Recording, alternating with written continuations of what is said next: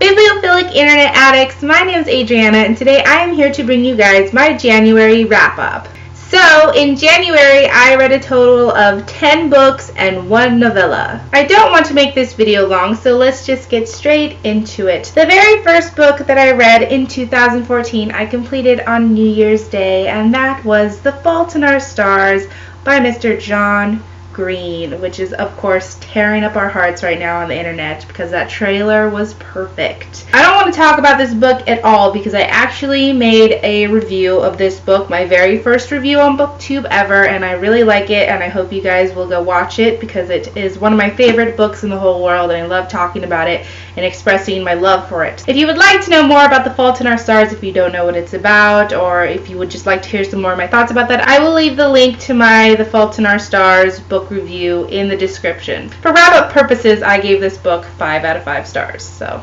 shortly after the new year, the BOUT of Books readathon kicked in, and I read 7 books. Actually, one of them is an ebook, so it's not pictured here. I am not going to elaborate on any of those books either because I made a BOUT of Books wrap-up in which I talked about what every single one of those books is about, what I liked about it or what I didn't like about it, and my star rating. But for quick wrap-up purposes, I will tell you my rating for each book.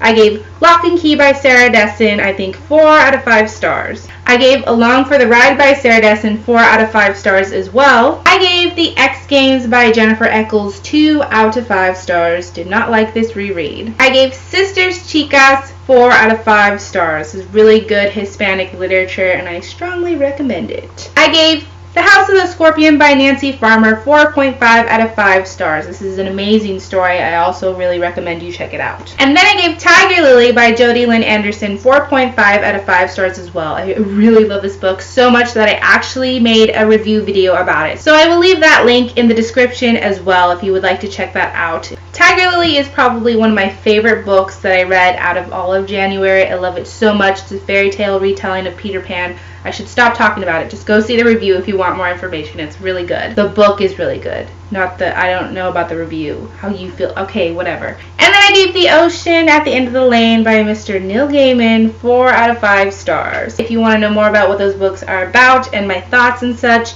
you can head over to my BOUT of Books wrap-up. The next book, I read the physical copy, but it belonged to my sister, and she recently took it back with her to school, and that was Duty and Desire by Pamela Aden. We got to discuss this book, okay? So this is the second book in a trilogy, and this trilogy is called Fitzwilliam Darcy Gentleman. I can't even talk about this series without this look on my face because it is so good. And let me explain it to you guys. It is a Pride and Prejudice retelling series through Mr. Darcy's point of view. If you like Pride and Prejudice by Miss Jane Austen, then the Fitzwilliam Darcy series is required reading for you because it is the best Pride and Prejudice retelling available. Oh my god, I can't even hold these and talk about this. And I was also skeptical of it at first because I thought it would come off like, you know, some fangirl's fantasy, but it's perfect.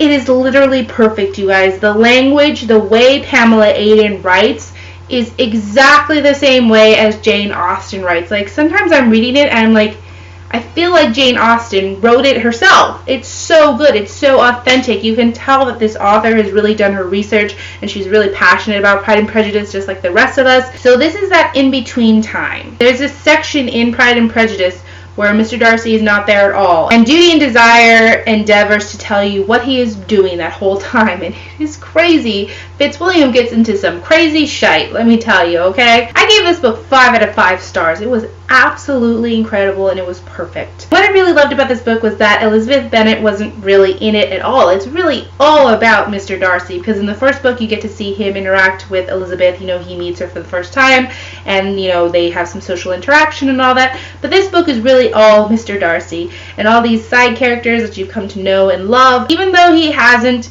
been written since Jane Austen published Pride and Prejudice, I feel like I've gotten to know Mr. Darcy so much better as a human being, as a character. I have to stop talking about this book. It's gone on too long. You need to read it. You like Pride and Prejudice, please, please, please read the Fitzwilliam Darcy series by Pamela Aden. And like I said, I gave this book 5 out of 5 stars.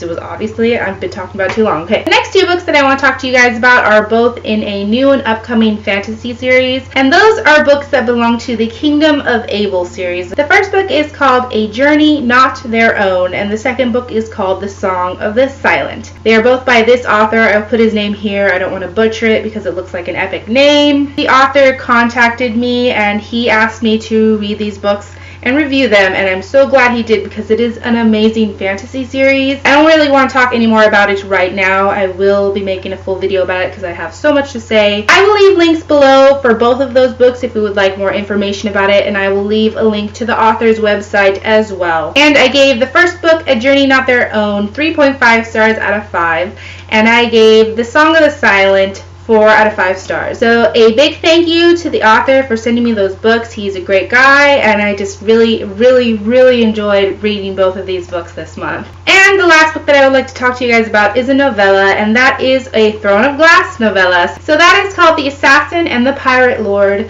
by Sarah J. Maas. So this is one of the 5 prequel novellas to the Throne of Glass series. So Sam and Selena are sent by Arabin to go see Rolf, who is the Pirate Lord, and the circumstances surrounding their visit to go see Rolf and to go stay at the port there is very suspicious. I gave The Assassin and the Pirate Lord 3.5 out of 5 stars. It was actually really good. It had a lot of action and it was really fast paced. It was intriguing. There was some mystery there. And it was also great to see the characters further divulged, like especially Selena, and we get to see Sam for the first time. It was so great to see him as a character and then to see him and Selena's relationship, like their friendship. But I liked it. I was in it all the way. I just gave it 3.5 out of 5 stars because I thought like the ending really relied a lot on convenience and luck. So that took a little bit of the enjoyment away. But it was still interesting. It was still really cool. So those are the 10 novels and the 1 novella that I read in January. I hope you guys enjoyed this video. What books did you read in January? Please feel free to tell me down below.